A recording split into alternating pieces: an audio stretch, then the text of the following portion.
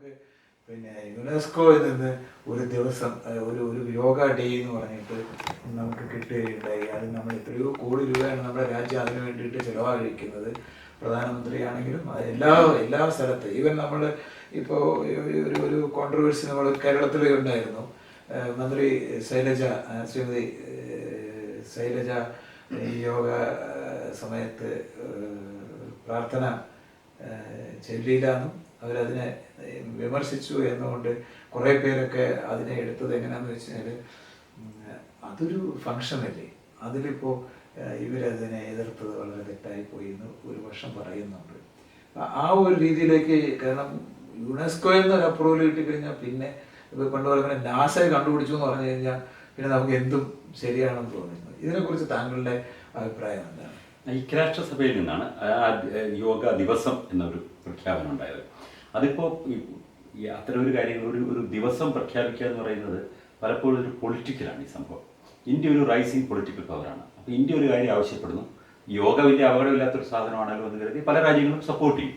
അപ്പോൾ അങ്ങനെ ഒരു ദിവസം പ്രഖ്യാപിച്ചു കിട്ടും. നമ്മുടെ രാജ്യത്തെ ലോക പ്രതിഭാസം എന്ന നിലയിൽ ഇവർ കൊണ്ടുവരുന്നത് നമ്മുടെ എംബസികളാണ് ജോലി മുഴുവൻ ചെയ്യുന്നത്. നമ്മുടെ അംബാസഡർമാരും നമ്മുടെ എംബസികളും ഒക്കെ ഈ യോഗ പ്രചരണത്തിന് വേണ്ടി ഇറങ്ങേണ്ട സാഹചര്യം ഉണ്ടായിട്ടുണ്ട്. അപ്പോൾ ഇവിടെ ഇപ്പോൾ ഫിൻലൻഡിൽ ഉൾപ്പെടെ യോഗ ദിവസം നടത്തുമ്പോൾ എന്ത് വലിയ പ്രചരണമാണ് നടത്തുന്നത്. അതിന് നമ്മുടെ കമ്പനികളെ കൊണ്ട് പണം മുടക്കിക്കുക, അതിനുവേണ്ടി സർക്കാരിൻ്റെ സംവിധാനം ഫലത്തിൽ നടപ്പിലാക്കുക. അത് ഇവിടെ മാത്രമല്ല, ലോകത്തിൻ്റെ എല്ലാ ഭാഗങ്ങളിലും നമ്മുടെ എംബസികളാണ് ഇത് ചെയ്യുന്നത്. അത് പരസ്യമായി നടപ്പാക്കാൻ പറ്റാത്ത രാജ്യങ്ങളിൽ എംബസി വെച്ച് പോലും നമ്മൾ നടത്തുന്നുണ്ട്. സർക്കാരിന് ഇതിനകത്ത് എന്താ കാര്യം യോഗ പ്രചരിപ്പിക്കുന്നത്? എന്നാൽ യോഗ ഒരു പൊളിറ്റിക്കൽ അജണ്ടയുണ്ട് അതിൻ്റെ പിന്നിൽ. ആ പൊളിറ്റിക്കൽ അജണ്ട എന്ന് പറയുന്നത് പിൻവാതിലിലൂടെ ഒരു ഹിന്ദുത്വത്തിൻ്റെ അന്തരീക്ഷം ഉണ്ടാക്കാൻ യോഗയ്ക്ക് കഴിയും എന്ന മോഹത്തിൽ നിന്നാണ് വരുന്നത്. യഥാർത്ഥത്തിൽ യോഗയ്ക്ക് ഹിന്ദുത്വവുമായിട്ട് എന്തെങ്കിലും ബന്ധമുണ്ടോ എന്ന് എനിക്കറിയില്ല. ഇപ്പോൾ അത് യോഗയുടെ ആരംഭം തന്നെ അത് ഹിന്ദുമതവുമായി ബന്ധപ്പെട്ടാണോ ഉണ്ടായത്, അതോ ബുദ്ധമതത്തിൻ്റെ അനുയായികളായ ആൾക്കാരാണോ യോഗ മുന്നോട്ട് കൊണ്ടുപോകുന്നത് എന്നതിനെ പറ്റിയൊക്കെ ചരിത്രപരമായ ചർച്ചകൾ നടക്കുന്നുണ്ട്. അതിനേക്കാളൊക്കെ ഏറ്റവും പ്രധാനപ്പെട്ട സംഗതി, യോഗ വളർന്നു വരുന്നൊരു കാലത്ത് ലോകത്തിലെ പ്രത്യേകിച്ച് നമ്മുടെ രാജ്യത്തെ ആൾക്കാരുടെ പ്രധാന പ്രശ്നം തന്നെ അവർക്ക് ആൾക്കാർക്ക് ഇഷ്ടംപോലെ മൂവ് ചെയ്യുന്നുണ്ട്. ഇപ്പോൾ ബോഡിയുടെ ഇന്നത്തെ ആവശ്യവും അന്നത്തെ ആവശ്യവും തമ്മിൽ വ്യത്യാസമുണ്ട്. അന്ന് ഈ ബോഡി സ്ട്രെച്ച് ചെയ്യുക എന്നുള്ളതാണ് യോഗയുടെ പ്രധാനപ്പെട്ട പരിപാടി. ഇന്നത്തെ നമ്മുടെ പ്രധാനപ്പെട്ട ആവശ്യം ആൾക്കാരെല്ലാം ഒബേസ് ആവുന്നു, ബ്ലഡ് പമ്പിങ് കുറയുന്നു, നമുക്ക് എയറോബിക്സ് പോലുള്ള സംഗതികളാണ് ഇപ്പോൾ നമുക്ക് ആവശ്യം. കാരണം നമുക്ക് ഡയബറ്റിക്സ് ഒരുപാട് ഇന്ത്യയിൽ ഉണ്ടാകുന്നു, ഹാർട്ട് അറ്റാക്സ് ഉണ്ടാകുന്നു. ഇതിനുവേണ്ടി നമ്മുടെ രക്തം പമ്പ് ചെയ്യുന്ന, ബോഡി മൂവ് ചെയ്യുന്ന എക്സസൈസസ് ആണ് ശാസ്ത്രീയം ഇന്നത്തെ കാലത്ത്.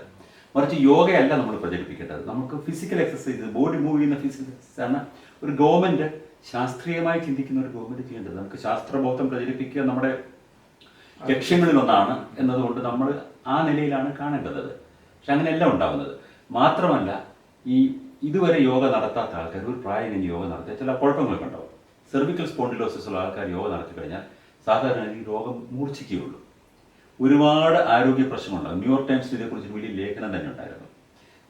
ഒരു വിദഗ്ധ സംഘം ഡോക്ടർമാർ തന്നെ അവതരിപ്പിച്ചിട്ടുള്ള ഒരു സംഭവം. അതിനകത്ത് പറയുന്നത് പലപ്പോഴും ഈ നമ്മുടെ ബോഡിയുടെ അസാധാരണ പൊസിഷനിലുള്ള സ്ട്രെച്ചിങ് പല ആരോഗ്യ പ്രശ്നം, ആർത്രൈറ്റിസ് തുടങ്ങിയ പ്രശ്നങ്ങളുള്ള ആൾക്കാർക്കൊക്കെ പ്രശ്നം ഉണ്ടാകും. ഇതൊരു എക്സസൈസ് എന്ന നിലയിൽ മാത്രം കാണുകയാണെങ്കിൽ ഒരു ഓൾട്ടർനേറ്റീവ് എക്സസൈസ് എന്നുള്ള നിലയിൽ ഒരു പഴയ സമ്പ്രദായം എന്നുള്ള നിലയിൽ വേണം കൊണ്ടുപോകാം. അതിനപ്പുറത്ത് അതിനൊരു കൗതുകകരമായ ഒരു ഇൻട്രസ്റ്റ് ഉണ്ട് ചില ആൾക്കാർക്ക്. എനിക്ക് പലപ്പോഴും തോന്നിയിട്ടുള്ള ഈ അൺനാച്ചുറൽ ബോഡി പൊസിഷൻസ് ഇങ്ങനെ സ്ട്രെച്ച് ചെയ്തിരിക്കുന്നത് ഒരു കാർട്ടൂൺ പോലെ ചിലപ്പോൾ എനിക്ക് തോന്നിയിട്ടുണ്ട്. പക്ഷേ it's A question of taste. അതിനേക്കാൾ നമുക്ക് ആവശ്യം നമ്മുടെ ആൾക്കാരെ എനർജൈസ് ചെയ്യുന്ന, ഫിസിക്കലി ഫിറ്റ് ആക്കുന്ന ബ്ലഡ് പമ്പിംഗ് ആണ് നമ്മുടെ ഹാർട്ടുകൾക്ക് ഇപ്പോൾ ആവശ്യം. അതിനുള്ള എക്സസൈസ് ആണ് ഇവിടെ പ്രോത്സാഹിപ്പിക്കേണ്ടത്. അത് ചെയ്യാതെ ഈ യോഗ പ്രോത്സാഹിപ്പിക്കുന്നത് തെറ്റായ ദിശയിലേക്കുള്ളൊരു പോക്കാണ്. ഒരു ദേശീയ ആരോഗ്യ നയത്തിലുള്ള ഒരു ദിശാബോധത്തിന്റെ ഒരു തെറ്റായ പോക്കായിട്ടാണ് എനിക്ക് തോന്നുന്നത്.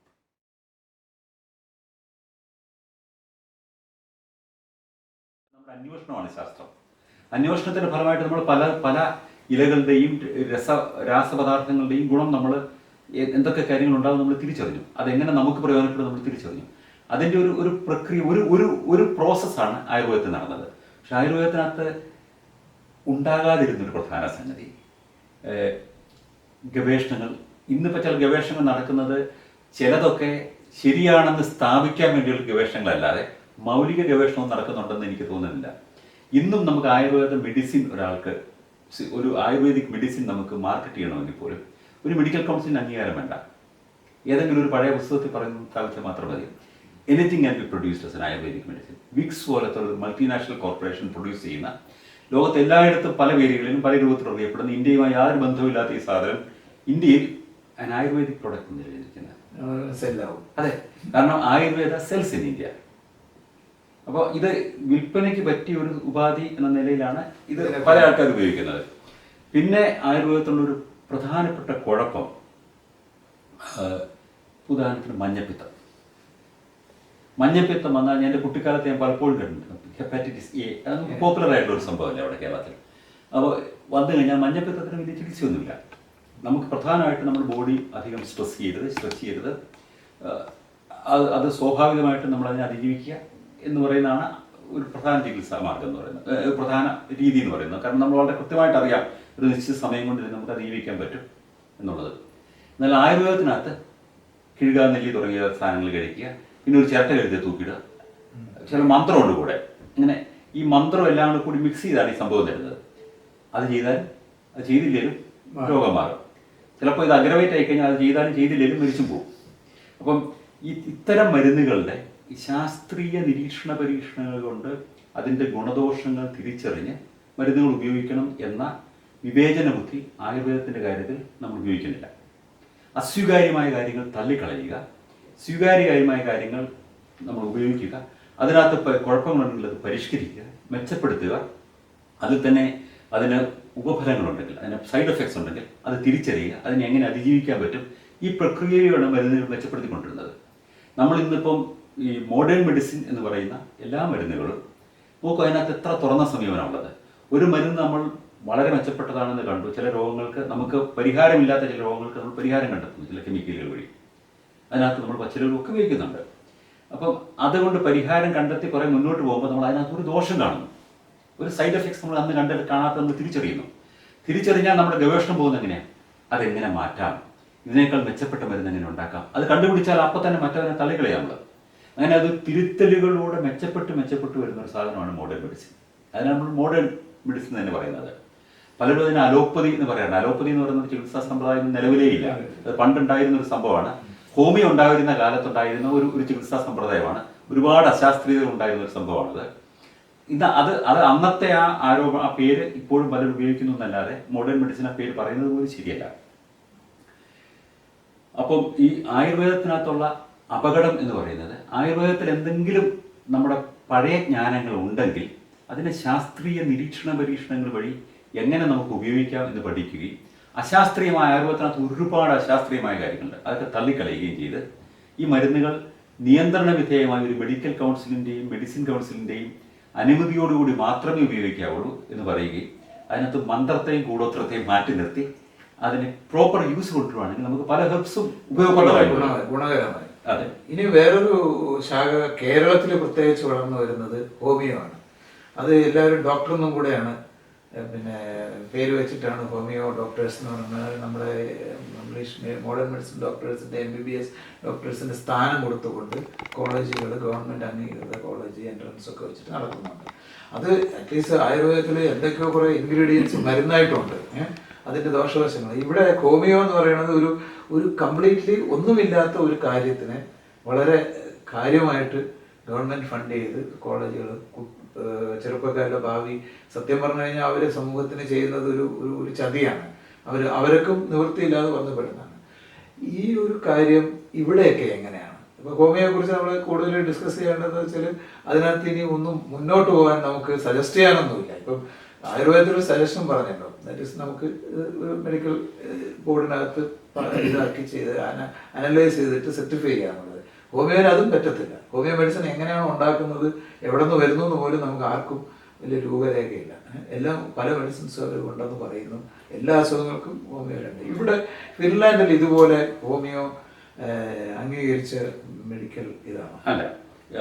ഈ ഹോമിയോ മരുന്നുകളിൽ വലിയൊരു ഭാഗം പ്രൊഡ്യൂസ് ചെയ്ത് മൾട്ടിനാഷണൽ കമ്പനികളാണ്. ശരി. പലരും അറിയാമോ, ജർമ്മനിയിൽ വലിയ കമ്പനികളുണ്ട്. ജർമ്മനിയിൽ ഇതൊരു അംഗീകൃതമായിട്ട് പലയിടത്തും വന്നിട്ടില്ല. എങ്കിലും ഇത് പ്രൊഡ്യൂസ് ചെയ്യുന്ന കമ്പനികൾ പലതും ജർമ്മനിയിലാണ്. ജർമ്മൻ മെഡിസിനുകളാണ് പലപ്പോഴും എത്തുന്നത്. ഹോമിയോ മരുന്നുകൾ ഉണ്ടാക്കുന്ന അവരുടെ പഴയ സിദ്ധാന്തം അനുസരിച്ച് ഉണ്ടാക്കി കഴിഞ്ഞാൽ അതിനകത്ത് യാതൊരു വാല്യൂ ഇല്ല. പഞ്ചസാര ഗുളികൾക്ക് അപ്പുറത്തൊന്നുമില്ല. പക്ഷേ ഹോമിയോ ഗുളിക കഴിച്ചാൽ ചിലർക്ക് ഫലം ഉണ്ടാകുന്നു എന്ന് ഇവർ പറയുന്നുണ്ട്. പ്ലാസിബോ എഫക്റ്റ്, വളരെ സിമ്പിൾ. മന്ത്രവാദം നടത്തിയാലും ഫലം ഉണ്ടാവും. മന്ത്രവാദത്തിന്റെ അപകടം ഹോമിയോക്കില്ല. കാരണം മന്ത്രവാദം അതുമായി ബന്ധപ്പെടുത്തി ഒരുപാട് വലിയ പാരാഫെർണേലിയ ആയിട്ടാണ് വരുന്നത്.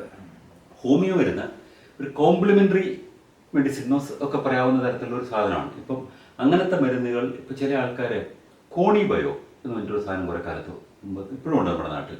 മലേഷ്യയിൽ നിന്ന് വന്നൊരു സാധനമാണ് കോണി ബയോ. വിൽപ്പനയ്ക്ക് വലിയൊരു സംവിധാനം തന്നെ ഉണ്ടായി. ഒരു വലിയ ചെയിൻ, ഒരു പിരമിഡ് മാർക്കറ്റിംഗ് സ്ട്രക്ചറിലാണ് വന്നത്. കോണി ബയോ ഇപ്പോഴും ഉപയോഗിക്കുന്ന ആൾക്കാരുണ്ട്. ഇത് സിറാമിക് കൊണ്ടുള്ള ഒരു പ്രൊട്ടക്ഷൻ ഇതുണ്ടാക്കുക. അത് സിറാമിക് മാല ഇട്ട് കഴിഞ്ഞാൽ നമ്മുടെ രക്തസമ്മർദ്ദം ശരിയാകും. അപ്പോൾ അതിനവർ പറയുന്ന, ശാസ്ത്രീയമായി പറയുന്നത്, നമ്മൾ സ്പേസിലേക്ക് പോകുന്ന ആൾക്കാർ സിറാമിക് പ്രൊട്ടക്ഷൻ അവർക്കുണ്ട്. അവരുടെ ഈ കവചത്തിന്. കാരണം ഇൻഫ്രാറെഡ് റേസും അൾട്രാവയലറ്റ് റേസും ഒക്കെ ഇതിൻ്റെ അല്ലെങ്കിൽ ഇത് റേഡിയോ ആക്റ്റീവ് ആയിട്ടുള്ള കാര്യങ്ങളൊക്കെ അവർക്ക് ബാധിക്കാതിരിക്കാൻ വേണ്ടിയിട്ട് അവരുടെ വസ്ത്രത്തിൽ സിറാമിക് കണ്ടന്റ് ഉണ്ട്. അപ്പോൾ അങ്ങനെയുള്ള ഒരു അവസ്ഥയിൽ പോലും നമ്മളെ സംരക്ഷിക്കുന്ന സിറാമിക്കാണ് എന്ന് പറഞ്ഞിട്ട് ആ സിറാമിക്കോട്ടുള്ള ഒരു കോപ്പ ഉണ്ടാക്കിയിട്ട് അതിനകത്ത് പാൽ കുടിച്ചാൽ നമുക്ക് രോഗം ഉണ്ടാവില്ല എന്ന് പറയുന്ന ഒരു സിദ്ധാന്തം ഇവരുണ്ടാക്കി. ഇത് ഒരു സൈദ്ധാന്തിക സ്വഭാവം കൊടുത്തു കഴിഞ്ഞാൽ ഇത് വിറ്റുപോകും. അപ്പോൾ കോണിബയോ കഴിച്ചിട്ട് അസുഖം മാറി എന്ന് പറയുന്ന ആൾക്കാരും രക്തസമ്മർദ്ദം മാറി എന്ന് പറയുന്നതും തലവേദന പോയി എന്ന് പറയുന്നവർക്ക് ഒരുപാടുണ്ട്. അവിടെ എന്താ, കോണിബയോയ്ക്ക് ഭയങ്കര വിലയാണ്. കോണിബയോ സ്ട്രക്ചറിൽ സിറാമിക് ഉൾപ്പെടുത്തിയിട്ടുള്ള സോക്സ് ഇട്ട് കഴിഞ്ഞാൽ ആർത്രറ്റിക് വേദന പോയി എന്ന് പറയുന്ന ആൾക്കാരുണ്ട്. ആ സോക്സിൻ്റെ വില നമ്മൾ സാധാരണ ഒരു സോക്സിന് 25 രൂപ കൊടുക്കണമെങ്കിൽ ഒരു പെയർ സോക്സിന്, കോണിബയോ സോക്സിന് നമ്മൾ 500 രൂപയോ 1000 രൂപ കൊടുക്കണം. ഒരു മൂല്യമില്ല ഇതിനകത്ത്. ഈ മൂല്യം എന്ന് പറയുന്ന ഒരു സാങ്കല്പിക മൂല്യമാണ് ഇതിനകത്ത് ആഡ് ചെയ്യുന്നത്. ഈ സാങ്കല്പിക മൂല്യങ്ങൾ ആഡ് ചെയ്യുന്ന ധാരാളം മരുന്നുകൾ, ഹോമിയോ മാത്രമല്ല, ഹോമിയോ പോലെ ഒരുപാടുണ്ട് ലോകത്തിൽ. അതിപ്പോൾ യൂറോപ്യൻ രാജ്യങ്ങളിലൊക്കെ ഇതിൻ്റെ വിൽപ്പന നടക്കുന്നുണ്ട്. ഇതിൻ്റെ വിൽപ്പന നിരോധിക്കപ്പെട്ടിട്ടില്ല. കാരണം അതിനകത്ത് അപകടമില്ല എന്നുള്ളതുകൊണ്ട്. അപകടമില്ലാത്ത ഇത്തരം സാധനങ്ങളൊക്കെ വിൽപ്പന നടക്കുന്നുണ്ട്. ഇവിടെ തന്നെ ഫിൻലൻഡിൽ തന്നെയുള്ള ഒരു ഉദാഹരണം പറയാം. ഫിൻലൻഡിൽ ഈ ഒരു നവംബർ ഒക്കെ ആകുമ്പോഴേക്കും സൂര്യപ്രകാശം വളരെ കുറഞ്ഞു വരും. മഞ്ഞ് വീണ് കഴിഞ്ഞാൽ കുറേ കൂടി വെളുത്തു വരും. അപ്പം ആ സമയത്ത് വലിയ തണുപ്പ് ഫീൽ ചെയ്യുന്ന സമയം, മഞ്ഞ് ടെമ്പറേച്ചർ നന്നായിട്ട് താഴുകയും ചെയ്യും, മഞ്ഞ് വീണുമില്ല. മഞ്ഞ് വീണ് കഴിഞ്ഞാൽ കുറേ കൂടി ഹാപ്പിയാണ്. ആ സമയത്ത് നമ്മുടെ ശരീരത്തെ വാമപ്പ് ചെയ്യാൻ പറ്റിയ ഒരു പ്രത്യേക ലൈറ്റ് ചെവിക്കുള്ളിൽ ഘടിപ്പിക്കുക. അതിൻ്റെ ചൂടുകൊണ്ട് നമ്മുടെ മൊത്തം തലച്ചോറ് വഴി ശരീരമെല്ലാം ശരിയാകുമെന്ന് പറഞ്ഞിട്ട് ഒരു മരുന്നുകൾ, ഒരു സാധനം ഇവിടെ ഉണ്ടായി. ആ സംഗതിക്ക് വലിയ പ്രചാരം കിട്ടിയെന്ന് മാത്രമല്ല, ഒരുപാട് ആൾക്കാർ വാങ്ങിച്ചു. മതമില്ലാത്ത രാജ്യമാണ് ഇവിടെ, വലിയ പ്രചാരം കിട്ടി. ഇനി വേറെ സംഗതിയും കേട്ടോ, അതിന് ഇവിടുത്തെ സർക്കാർ പോലും അതിന് അംഗീകാരം കൊടുക്കുക മാത്രമല്ല, അതിന് ഫിനാൻഷ്യൽ എയ്ഡും കൊടുത്തു. പക്ഷേ അത് അശാസ്ത്രീയമാണെന്ന് വരികയും ഇവിടെയുള്ള സ്കെപ്റ്റിക്കുകളും ഫ്രീ തിങ്കേഴ്സും അതിനെതിരായിട്ട് ഭയങ്കരമായ ക്യാമ്പയിൻ നടത്തുകയും ചെയ്തപ്പോൾ ഗവൺമെന്റിന്റെ എയ്ഡ് പിൻവലിച്ചു. ഇതിനെതിരായിട്ട് ഒരുപാട് ലേഖനങ്ങൾ വന്നു. ഇപ്പം ആർക്കും വേണ്ട സംഭവം. അതിനെ നിരോധിച്ചില്ല, നിരോധിക്കാതെ തന്നെ അതിനെ ഔട്ടാക്കി. അപ്പം ഇപ്പം തന്നെ നോർവേയിൽ ഇതൊരു പ്രധാനപ്പെട്ട ചർച്ചയാണ്. ഈ കോംപ്ലിമെന്ററി മെഡിസിൻസ് എന്ന് പറഞ്ഞു വരുന്ന ഇങ്ങനത്തെ ഒരുപാട് സാധനങ്ങൾ. ഉദാഹരണത്തിന് അരോമ തെറാപ്പി, റോസാപ്പൂക്കൾ ഇട്ടിട്ട് ഒരു വെള്ളം ഉണ്ടാക്കിയിട്ട് അതിനകത്ത് നമ്മൾ കിടന്നാൽ നമ്മുടെ രോഗം മാറുമെന്ന് പറയുന്ന ആൾക്കാർ. മ്യൂസിക് തെറാപ്പി, ഇങ്ങനെ പറഞ്ഞിട്ട് ഒരുപാട് തെറാപ്പികൾ വരുന്നുണ്ട്. ഇതിനൊക്കെ ഇതൊക്കെ എന്താ ചെയ്യുന്നത്? ഇത്തരം സംഗതികളൊക്കെ പൊതുവെ ഒരു അഫ്ലുവൻ്റ് ആയിട്ട് വരുന്ന ഒരു സമൂഹത്തിൽ ഇങ്ങനത്തെ ഒരുപാട് സാധനങ്ങൾക്ക് മാർക്കറ്റുണ്ട്. കാരണം അതിന് വെൽബീയിങ് സെർച്ചിൻ്റെ ഒരു പാർട്ടായിട്ടാണ് ഇത് ആൾക്കാർ സ്വീകരിക്കുന്നത്. ഇപ്പം ഉദാഹരണത്തിന് നമ്മൾ ഒരു പ്രത്യേക അന്തരീക്ഷത്തിൽ നമുക്കിരിക്കുമ്പോൾ നമുക്ക് ചില ഇത് കിട്ടും എന്ന് പറഞ്ഞിട്ട് അത് പ്രൊമോട്ട് ചെയ്യുക. അത് ആ അന്തരീക്ഷം എന്താണെന്ന് പറഞ്ഞാൽ ഓരോരുത്തരും ഓരോ നിർവചനം കൊടുക്കുക. ഇത്തരം സാധനങ്ങൾ അല്ലെങ്കിൽ ചില മരുന്നുകൾ കഴിച്ചാൽ നമുക്ക് പ്രയോജനപ്പെടും. ഉദാഹരണത്തിന് അലോവേര ചേർന്നുള്ള മരുന്ന് കഴിച്ച് സാധനങ്ങൾ കഴിച്ചു കഴിഞ്ഞാൽ നമുക്ക് ഒരുപാട് ലോകത്തിലെ എല്ലാ രോഗങ്ങളും മാറും, ക്യാൻസർ വരെ മാറുന്നു പറഞ്ഞിട്ടുള്ള വലിയ പ്രചരണം നടത്തി അത് പ്രചരിപ്പിക്കുന്നു. ഭയങ്കരമായിട്ട് നമ്മുടെ കേരളത്തിൽ മാർക്കറ്റ് ചെയ്യുന്നുണ്ട്. അലോവേര കഴിച്ച് കുഴപ്പമൊന്നുമില്ല. കുഴപ്പമൊന്നുമില്ല, അതുകൊണ്ട് അത് നിരോധിക്കാനും പറ്റില്ല. പക്ഷെ അലോവേരയ്ക്ക് അവരുടെ കടലാസൊന്നും പറയുന്നില്ലെങ്കിലും അത് വിൽക്കുന്ന ആൾക്കാർ പറയുന്ന അതിഭാവുകത്വം നിറഞ്ഞ വാചക കസർത്തുകൾ പലപ്പോഴും യാഥാർത്ഥ്യങ്ങളുമായിട്ട് യാതൊരു പൊരുത്തമില്ലാത്ത സംഗതികളാണ്. അപ്പോൾ ഇത്തരം സംഗതികൾ വിൽക്കാൻ പറ്റുമോ?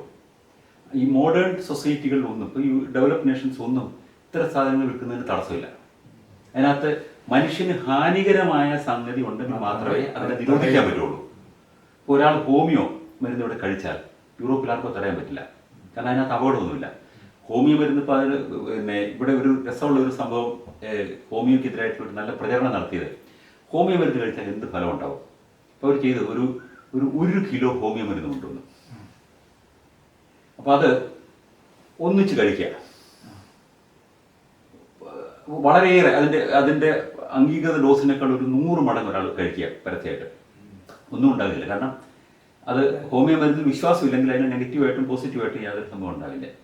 മറിച്ച് അത് വിശ്വാസം ഉണ്ടെങ്കിൽ ചിലപ്പോൾ പല രോഗങ്ങളും ഏതാണ്ട് ഒരു സൈക്കോസൊമാറ്റിക് ആയിട്ടുള്ള സൊല്യൂഷൻസ് ഉണ്ടാവും. ആ സൈക്കോസൊമാറ്റിക് സൊല്യൂഷൻ തന്നെയാണ് പ്രാർത്ഥിക്കുന്നവർക്ക് കിട്ടുന്നത്. ആ സൈക്കോസൊമാറ്റിക് സൊല്യൂഷൻ തന്നെയാണ് അലോവേര കഴിച്ചാൽ ആരോഗ്യം തോന്നുന്നത്. അപ്പോൾ അതിനെ നിരോധിക്കുകയാണോ വേണ്ടത്? അതിനെ നിരോധിക്കണം എന്നാണ് സ്കെപ്റ്റിക് മൂവ്മെന്റിന്റെ ഒരു പ്രധാന വിഭാഗം, യുക്തിവാദികളുടെ ഒരു പ്രധാന വിഭാഗം ആവശ്യപ്പെടുന്നത്. എന്നാൽ ഇത്തവണ നടന്ന ലോക സമ്മേളനത്തിൽ നോർവേയിൽ നിന്ന് വന്ന അവിടുത്തെ സ്കെപ്റ്റിക് മൂവ്മെന്റിന്റെ പ്രസിഡന്റ് പറഞ്ഞത് നിരോധിക്കരുതെന്നാണ്.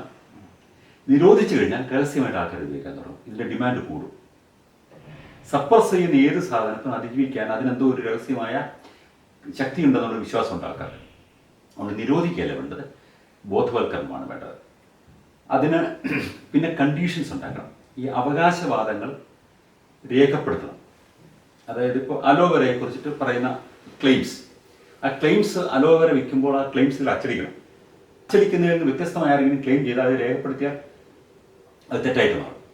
ഇപ്പോൾ ബ്രിട്ടനിൽ സൂത്ത് സെയേഴ്സ് എന്നൊരു കൂട്ടം ആൾക്കാരാണ്, നമ്മുടെ ജ്യോത്സ്യന്മാരുടെ ചേട്ടന്മാർ. സൂത്ത് സെയേഴ്സിനെ ഇപ്പോൾ അവർ നിയമപരമായിട്ട് ഒതുക്കിയത് എങ്ങനെയാണെന്ന് വെച്ച് കഴിഞ്ഞാൽ, സൂത്ത് സെയേഴ്സോ അസ്ട്രോളജേഴ്സോ ഒക്കെ എന്തെങ്കിലും ക്ലെയിം ചെയ്താൽ ഇന്ന ഫലം ഉണ്ടാകും എന്ന് പറഞ്ഞാൽ ആ ഫലം അവർ എഴുതി കൊടുക്കണം, മുൻകൂർ അവർ പറയണം, അല്ലെങ്കിൽ റെക്കോർഡ് ചെയ്യണം.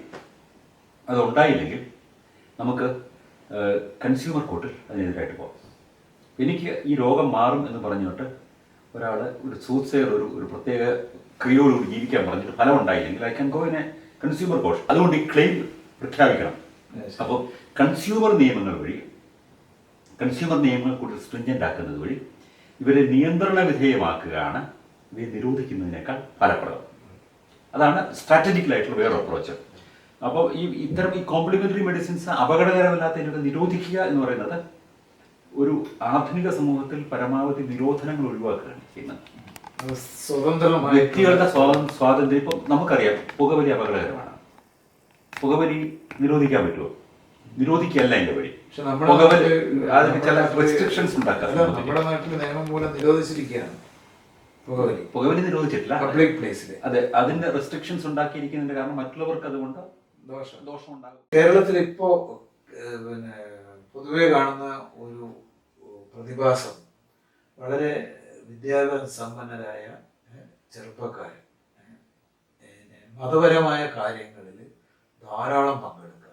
ഞായറാഴ്ചയൊക്കെ നമ്മൾ വെളിയിൽ ഇറങ്ങിക്കഴിഞ്ഞാൽ ഭയങ്കര റഷാണ്. നമ്മൾ വിചാരിക്കും സൺഡേ ഫ്രീ ആണെന്ന്. പക്ഷേ എല്ലാ പള്ളികളുടെയും അമ്പലങ്ങളുടെയും മുമ്പിൽ നിറയെ കാറൊക്കെ ആയിട്ട് എല്ലാവരും ഇപ്പം അതൊരു വേ ഓഫ് ലൈഫായിട്ട് മാറിക്കഴിഞ്ഞു. നമ്മളുടെ നവോത്ഥാന കാലത്ത് നമ്മൾ കുറേയൊക്കെ അതിൽ നിന്ന് ആളുകളെ തിരിച്ചു കൊണ്ടുവന്നെങ്കിലും വീണ്ടും എല്ലാ ചെറുപ്പക്കാരും ഇപ്പോൾ കൂടുതൽ ചെറുപ്പക്കാർ അതിലേക്ക് പോയി തുടങ്ങിയിട്ടുണ്ട്.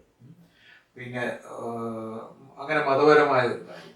വേറൊന്ന്, നമ്മുടെ ആൾദൈവങ്ങൾ ഒരു പ്രചരണം വളരെ സീരിയസ് ആയിട്ട് അവർക്ക് നിറയെ പിന്നെ ഫോളോവേഴ്സ് ഉണ്ടാകുന്നുണ്ട്.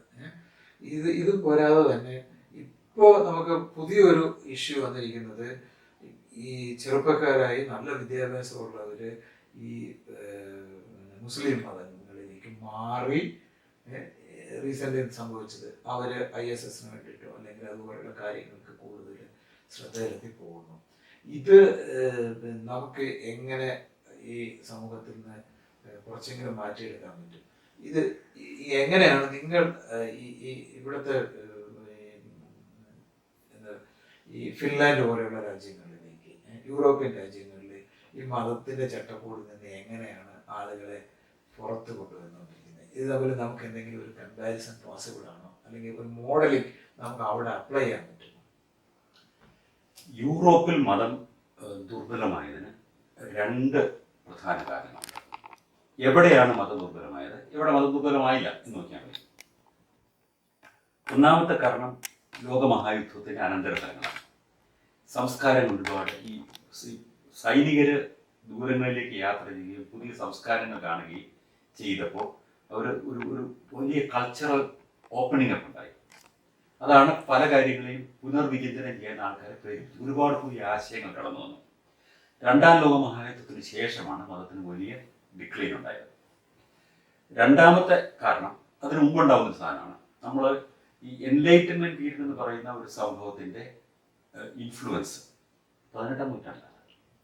അതായത് റിനൈസൻസും റിഫോർമേഷനും ഒക്കെ കഴിഞ്ഞിട്ട് വരുന്ന ശാസ്ത്രബോധത്തിൻ്റെ ഒരു പ്രചാരം, ശാസ്ത്രം പഴയ വിശ്വാസങ്ങളെ നേരിടുന്ന ഒരു കാലഘട്ടം എന്ന് പറയുന്നത് നമുക്ക് 2 നൂറ്റാണ്ട് മുമ്പുണ്ടായിരുന്ന ജ്ഞാനോദയ പ്രസ്ഥാനം. അതാണ് യഥാർത്ഥത്തിൽ യൂറോപ്പിനെ ആകെ മാറ്റിമറിച്ചത്. അത് ആ സമയം എന്ന് പറയുന്നത് യൂറോപ്പിൽ കോളനിവൽക്കരണത്തിൻ്റെ കാലവും കൂടിയാണ്.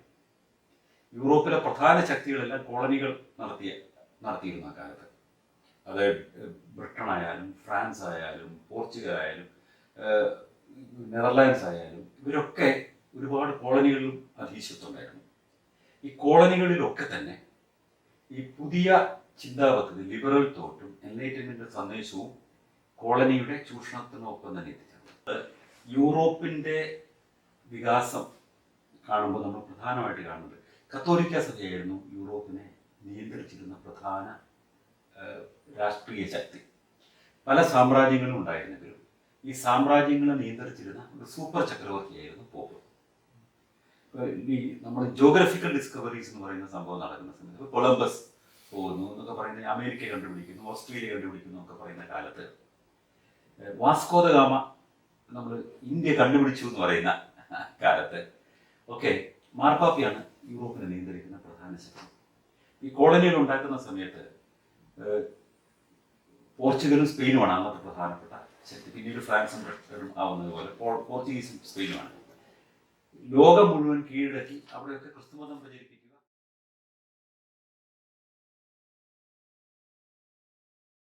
ഇവിടെ നവോത്ഥാനം പിന്നിലോട്ട് പോകുന്നുണ്ടോ? നമ്മളവിടെ പോകുന്നുണ്ട്. ഇപ്പോൾ പിന്നെ സനലിൻ്റെ ഫാദറൊക്കെ ചെയ്തിരുന്ന ആ ഒരു വലിയ മുന്നേറ്റത്തെ ഇപ്പം തിരിച്ചു പോവുകയാണ്. ഇപ്പോൾ എല്ലായിടത്തും പിന്നെ മറ്റേ ബലിയിടൽ, അത് ഒരു ഡോക്ടർ എന്നും പറഞ്ഞിട്ട് ഒരു ഗോപാലകൃഷ്ണൻ, അദ്ദേഹം തിരുവനന്തപുരത്തെ മുഴുവൻ റോഡുകളിൽ ബലിയിടുന്ന സംഭവങ്ങൾ, ബലി സമയത്ത് റോഡുകളിൽ ഈ പൊങ്കാല പോലെ തന്നെ പുള്ളി വേറൊരു സിസ്റ്റം ഉണ്ടാക്കി വെച്ചിരിക്കുകയാണ്. അതിനിപ്പോ എനിക്കറിയാവുന്ന ഒരു ഡോക്ടർ ഭാര്യയും ഭർത്താവും ഒരു വലിയ വിശ്വാസം ഇല്ലായിരുന്നു. പക്ഷെ അമ്മ മരിച്ചതിന് ശേഷം അവർക്ക് എങ്ങനെയോ മനസ്സിൽ തോന്നി അവർക്ക് ശരിയായ ഇത് ചെയ്യാത്തത് കൊണ്ട് അവർക്കൊരു ആശ്വാസം കിട്ടിയിട്ടില്ല എന്ന് വിചാരിച്ചിട്ട് ഈ ഗോപാലകൃഷ്ണൻ്റെ അടുത്ത് പോകുന്നത്. അവിടെ ഒരു സ്ഥലത്ത് അയാൾ ഇത് നടത്തുന്നുണ്ട്. അവിടെ പോയി ഒരാഴ്ച ഇരുന്ന് പൂജയൊക്കെ ചെയ്തിട്ട് വന്നു. അപ്പൊ അങ്ങനെ ഒരു സൈഡിൽ കൂടെ നടക്കുന്നത്. ഇപ്പൊ തിരിച്ചു പോക്കുണ്ട്. ഇവിടെ തിരിച്ചു പോക്കുണ്ടോ എന്നുള്ളതാണ് നമ്മൾ ചിന്തിക്കുന്നത്. അന്നത്തേക്കാളും കുറവാണോ ഇവിടെ? കൂടിയിട്ടില്ല.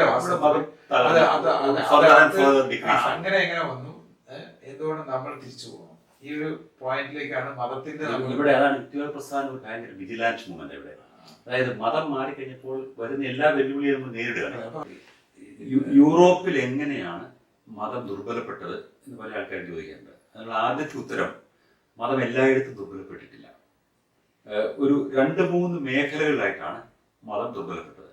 ഉദാഹരണത്തിന് സ്കാൻഡിനേവിയൻ മേഖലയിൽ, അതായത് ഫിൻലാൻഡ്, നോർവേ, ഡെൻമാർക്ക്, സ്വീഡൻ എന്ന് പറയുന്ന ഈ മേഖലയിൽ, പിന്നെ ബാൾട്ടിക് മേഖലയിൽ, ലാത്വിയ, ലിത്വാനിയ, എസ്റ്റോണിയ തുടങ്ങിയ രാജ്യങ്ങളിൽ, ചെക്കോസ്ലോവാക്യ, പഴയ ചെക്കോസ്ലോവാക്യ, ഇപ്പോഴത്തെ ചെക്ക് റിപ്പബ്ലിക്, ഇങ്ങനെ കുറേ സ്ഥലങ്ങളിൽ മതം വളരെ ദുർബലപ്പെട്ടു. ജർമ്മനിയിൽ മതം ദുർബലപ്പെട്ടു, ഫ്രാൻസിൽ ദുർബലപ്പെട്ടു, ബ്രിട്ടനിൽ മതം ദുർബലപ്പെട്ടു.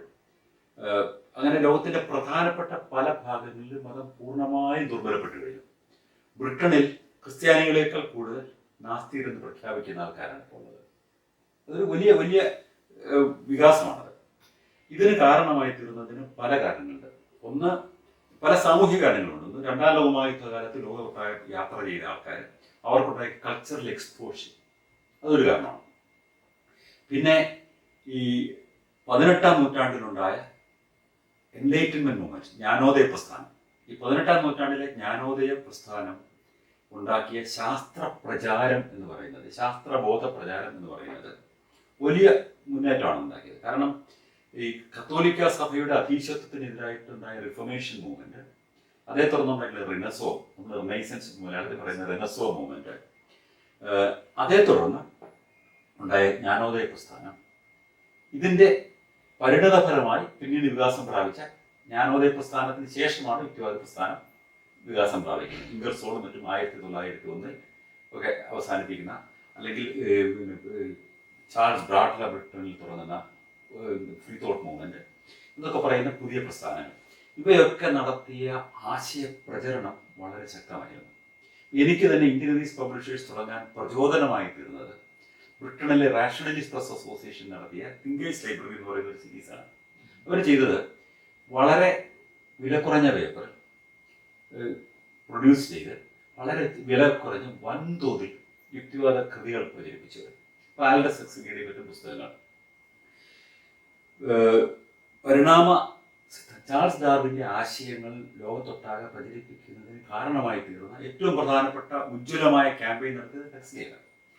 അപ്പോൾ ഈ ഹക്സ്ലിയുടെയും മറ്റും ക്യാമ്പയിൻ നടത്തുന്നത് തിങ്കേഴ്സ് ലൈബ്രറി എന്ന് പറയുന്ന സീരീസ് വഴിയാണ്. അതായിരുന്നു ഈ പ്രസ്ഥാനത്തിൻ്റെ ഒരു വലിയ ശക്തി. റാഷണലിസ്റ്റ് പ്രസ് അസോസിയേഷൻ എന്ന് പറയുന്ന ഈ പ്രസ്ഥാനം ബ്രിട്ടനിൽ ചെയ്ത വലിയ വിപ്ലവം പിന്നീട് ലോകം ഒട്ടാകെ എത്തി. ഇപ്പോൾ ബ്രിട്ടീഷ് കോളനികളായിരുന്ന എല്ലാ സ്ഥലങ്ങളിലും ഈ പുസ്തകങ്ങളെത്തി. ഇന്ത്യയിൽ തന്നെ ഈ റാഷണലിസ്റ്റ് പ്രസ് അസോസിയേഷൻ്റെ തിങ്കേഴ്സ് ലൈബ്രറി സീരീസിന്റെ വരിക്കാരായിരുന്ന ചില ആൾക്കാരുണ്ട്. ഒന്ന് ജവഹർലാൽ നെഹ്റു, അംബേദ്കർ, ഇവരൊക്കെ ഇതിന്റെ വരിക്കാരായിരുന്നു. പിന്നീട് നമ്മുടെ അംബാസഡറും നമ്മുടെ പ്രസിഡന്റും ഒക്കെ ആയിട്ടിരുന്നത്, അംബാസഡർ എന്നാണ് ഞാൻ എപ്പോഴും ഓർക്കുന്നത്. കാരണം അംബാസഡറായിട്ട് ഞങ്ങളുടെ യൂണിവേഴ്സിറ്റി വൈസ് ചാൻസലർ ആയിട്ട് വന്ന KR നാരായണൻ, അദ്ദേഹം പിന്നീട് നമ്മുടെ ഇന്ത്യൻ പ്രസിഡന്റ് വരെയായി.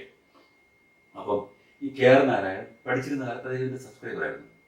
അപ്പോൾ ഈ ഇങ്ങനെ ലോകത്തിന്റെ പഴയ ബ്രിട്ടീഷ് കോളനികൾ മുഴുവനും ഈ ആശയം അതെത്തിച്ചേർന്നു.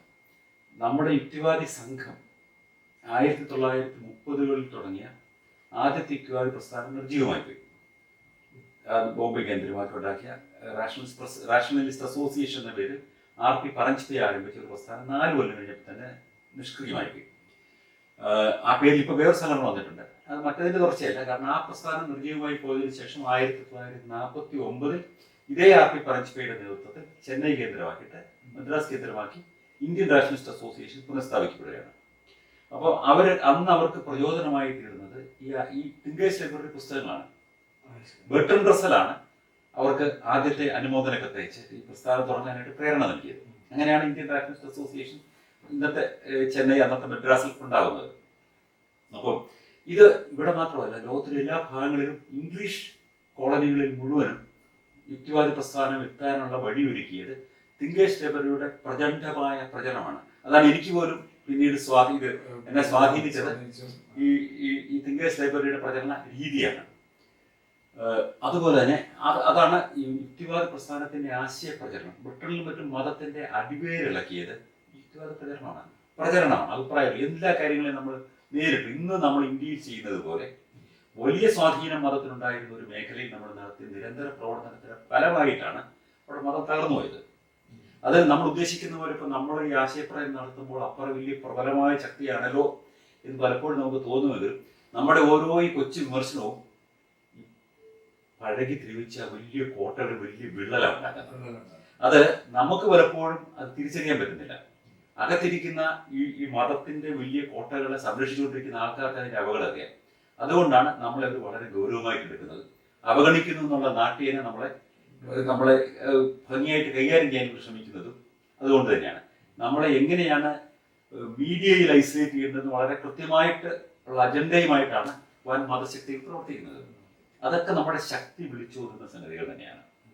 കാരണം ഇത്തരം പ്രവർത്തനങ്ങൾ തന്നെയാണ് മതത്തെ മാറ്റിയത്. ഇപ്പോൾ ഫ്രാൻസിൽ മതത്തിന്റെ അടിത്തറ തകർന്നുപോയ, മതേതരത്വത്തിന് അതിശക്തമായ വേരോട്ടമുണ്ടായ സ്ഥലമല്ലേ ഫ്രാൻസ്.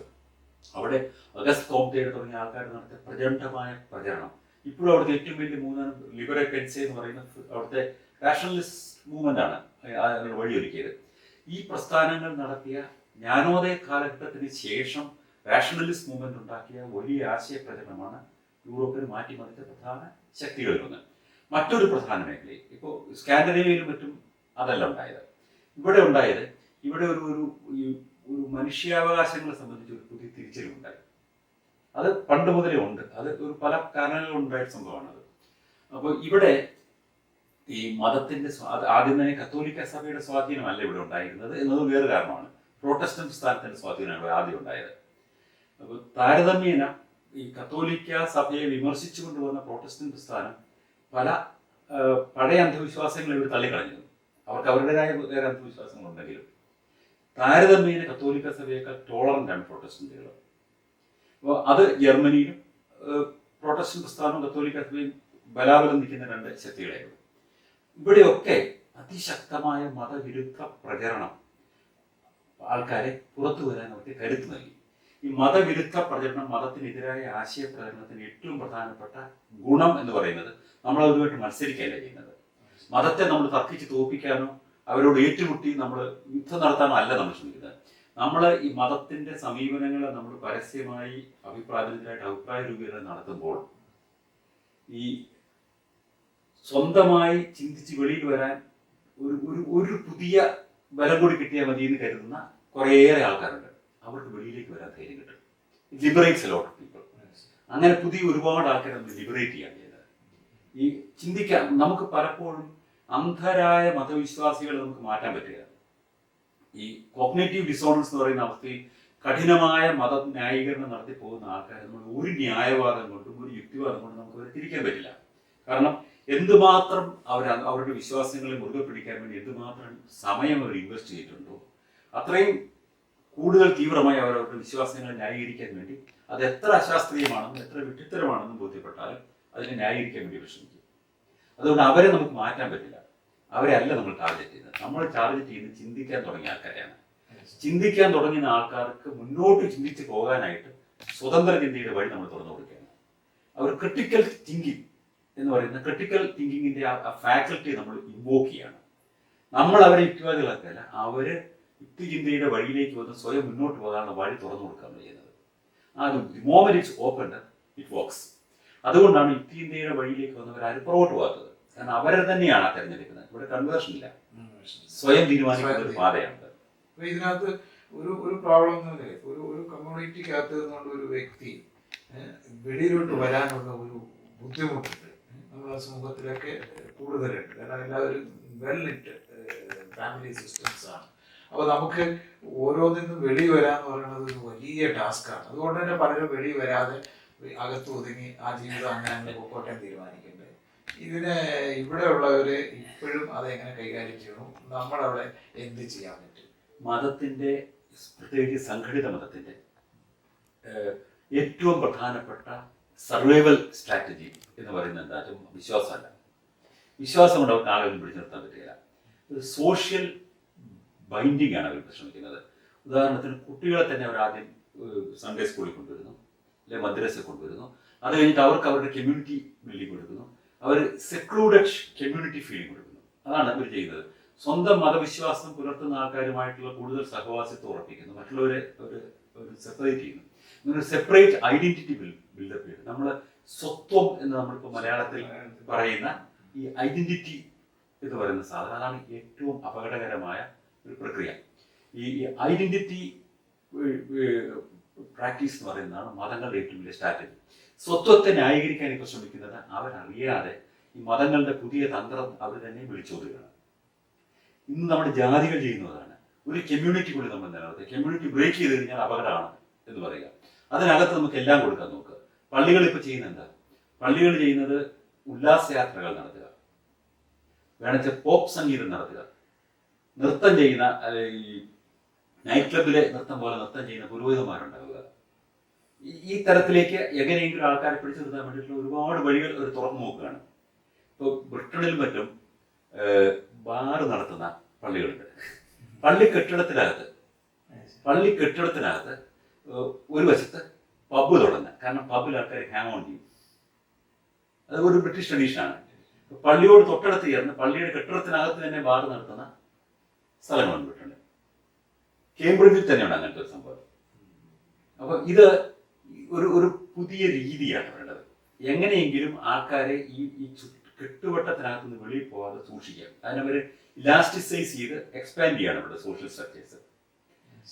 അതുപോലെ തന്നെ തിയോളജി, ഈ അവർ ദൈവശാസ്ത്രം എന്ന് പറയുന്ന മത സിദ്ധാന്തവൽക്കരണം, അതിനെ എക്സ്പാൻഡ് ചെയ്യണത് എല്ലാത്തിനെയും ഉൾക്കൊള്ളാൻ നോക്കുകയാണ്. അതെ, അതിന് മതം എന്ത് സംഭവം ചുറ്റും ഉണ്ടായാലും അതിനെല്ലാം മതത്തിന്റെ ഫ്രെയിമിനകത്തൊക്കെ അത് കൊണ്ടുവരും.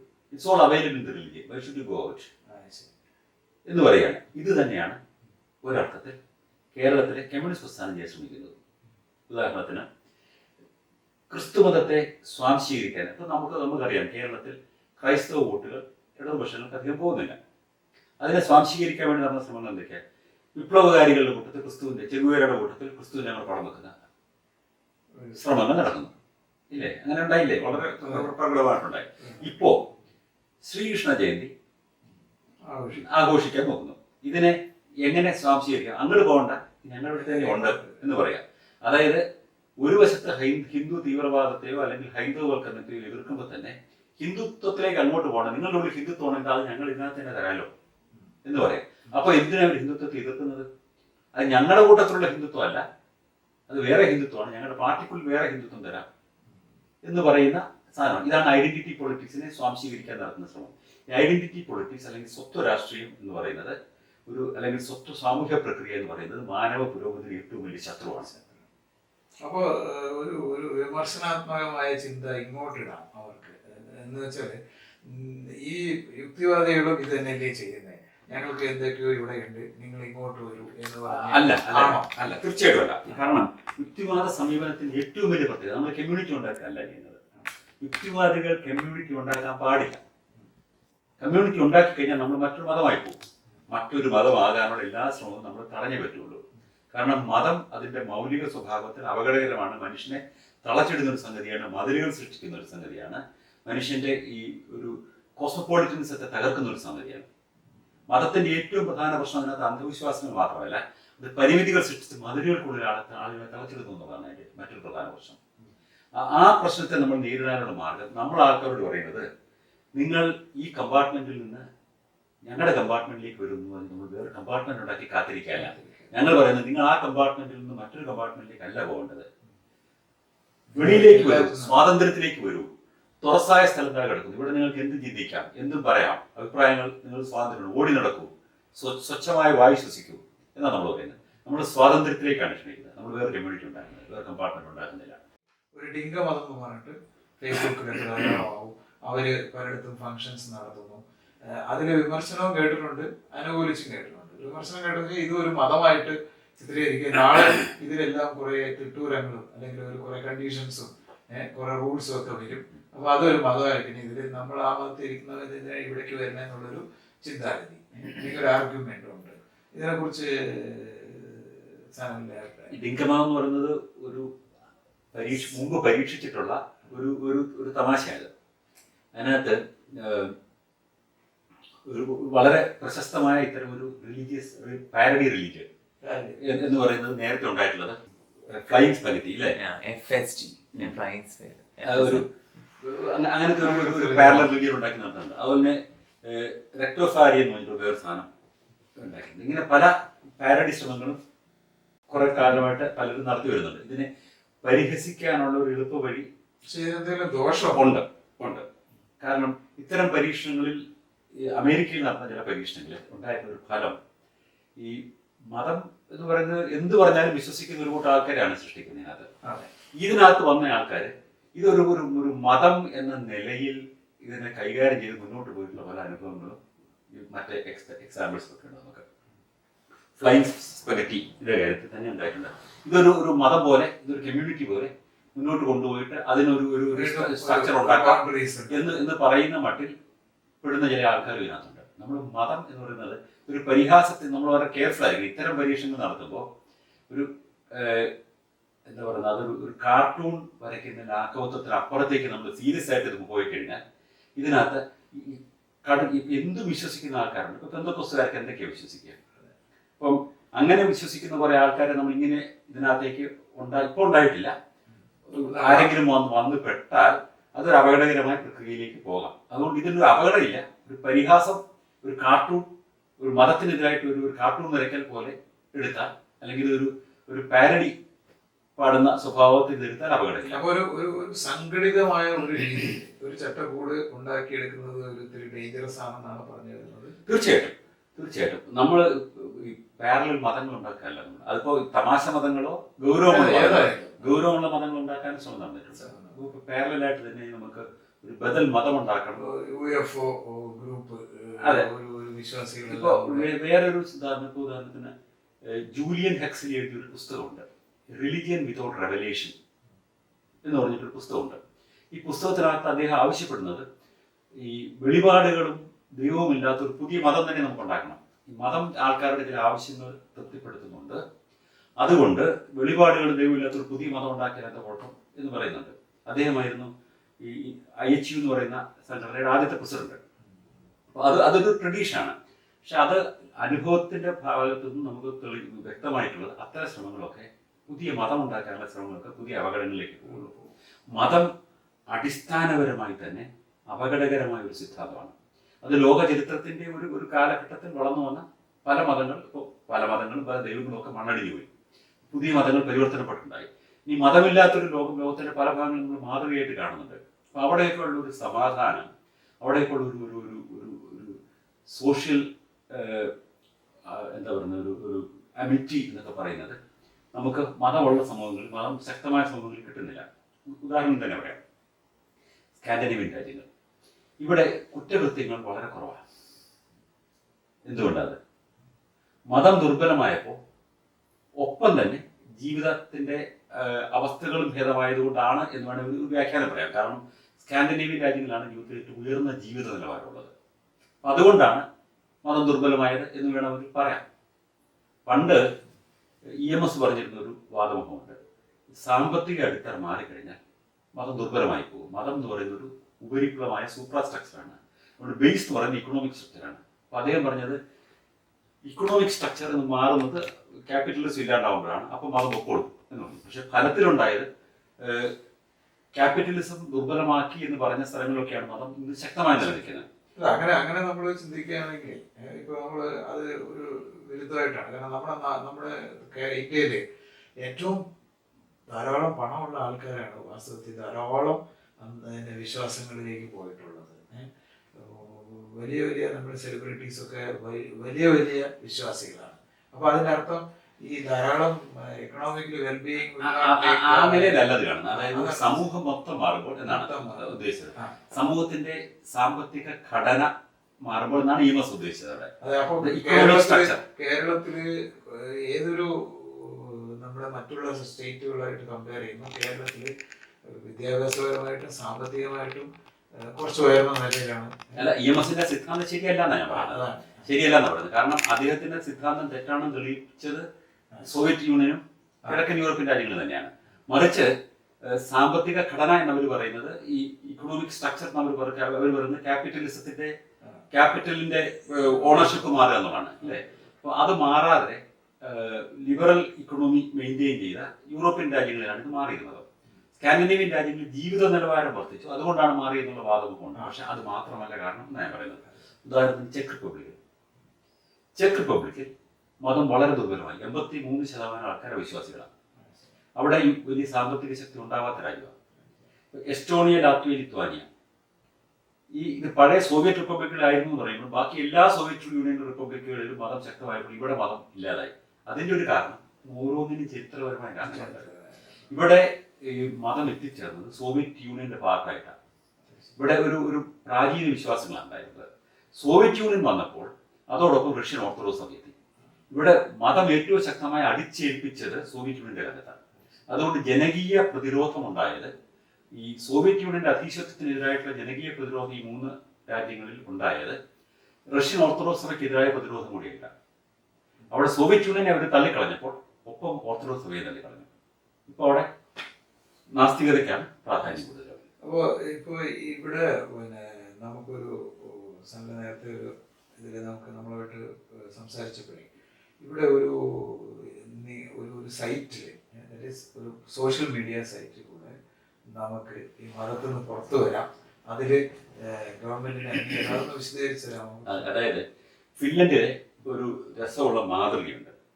അതായത് ഇവിടെ ഈ മതങ്ങൾക്കകത്ത് ആളുണ്ടെന്ന് കാണിക്കാൻ വേണ്ടി ഒരാൾ ജനിച്ചു കഴിഞ്ഞാൽ തന്നെ ഇപ്പോൾ ഒരു പ്രൊട്ടസ്റ്റന്റ് ഫാമിലിയിൽപ്പെട്ട ഒരാൾ ഇവിടുത്തെ മതത്തിന്റെ ഒരു പൊതു സ്വഭാവം അനുസരിച്ച് 70% ആൾക്കാർ പ്രൊട്ടസ്റ്റന്റ് ലൂതറൻ ഇവാഞ്ചലിക്കൽ ലൂതറിക് സഭയിലാണ്. അതായത് പണ്ടത്തെ പാരമ്പര്യം വെച്ച് നോക്കിയാൽ ഉണ്ടായിരുന്നത്. ആകെ 2000 കിലോമീറ്റർ കത്തോലിക്ക സഭയിലുള്ളത്. അതിലൊരു 70% ദൈവവിശ്വാസമില്ലാത്ത ആൾക്കാരാണ്. ഒരു ഉദാഹരണമായിട്ട് പറഞ്ഞേ ഉള്ളൂ. ഈ ലൂതറൻ സഭയിൽ ഉള്ള ആൾക്കാരാണ്. ഇപ്പോൾ ഇവിടെ എന്താണ് ഇവിടുത്തെ ഫിൻലൻഡിലെ വിശ്വാസത്തിന്റെ സ്വഭാവം? യൂറോ ബാരോമീറ്റർ പറയുന്നത് 80% ആൾക്കാർ ഇവിടെ അവിശ്വാസികളാണ്. അതാണ് യൂറോപ്യൻ യൂണിയന്റെ ഏറ്റവും ആധികാരികമായ വിശ്വാസത്തിന്റെ കണക്കെടുപ്പ്. എന്നാൽ ഫിൻലൻഡിലെ സഭ പറയുന്നത് ഒരുപാട് പേര് അവരുടെ കൂടെ ഇപ്പോഴും ഉണ്ടെന്നാണ്. അവരെങ്ങനെ കണക്കൂട്ടുന്നത്? ഒരു ലൂതറൻ മാതാപിതാക്കൾ ജനിച്ച കുട്ടി എല്ലാം അവരുടെ ആൾക്കാരായിട്ട് അവർ കൂട്ടുന്നത്. അതിനെ പ്രതിരോധിക്കാൻ വേണ്ടി ഇവിടുത്തെ ഫ്രീ തിങ്കേഴ്സ് യൂണിയൻ ഒരു വഴിയുണ്ടാക്കി. അതായത് പ്രായപൂർത്തി എത്തിക്കഴിഞ്ഞാൽ ഒരാൾക്ക് മതത്തിൽ നിന്ന് വെളി വരണമെങ്കിൽ നമ്മൾ ഒരു ഓഫീസിൽ പോയി ഞാൻ ഈ മതത്തിൽ നിന്ന് വെളി വന്നത് ഒപ്പിട്ട് രേഖപ്പെടുത്തി അവിടെ കൊടുക്കണം. അപ്പോൾ തന്നെ ഒരു ഔട്ട് ഓഫ് ഇറ്റ് രേഖയില്ല. പിന്നെ ഗവൺമെന്റ് സംവിധാനത്തിൽ നടക്കുന്നുണ്ട്. ആർക്ക് ചെയ്യാവുന്ന സംഗതിയാണ്. അങ്ങനെ കൊടുത്തു കഴിഞ്ഞാൽ അവർക്ക് ഈ അവരുടെ നികുതിയിൽ 2% ഈ വിശ്വാസികളുടെ നികുതിയിൽ നിന്നേ പള്ളിക്ക് പണം കിട്ടുള്ളൂ. ആ 2% പോയിക്കൊണ്ടിരിക്കുന്ന അവർക്ക് കൊടുക്കണം. പിന്നെ ഒരുപാട് പേര് ഇത് വെളി വരുന്നു. അപ്പോൾ ഈ ഫിൻലാൻഡില് 2% നികുതി ഗവൺമെന്റ് പിരിക്കുന്നുണ്ട് അല്ലേ മതത്തിന്റെ പേരിൽ? അതായത്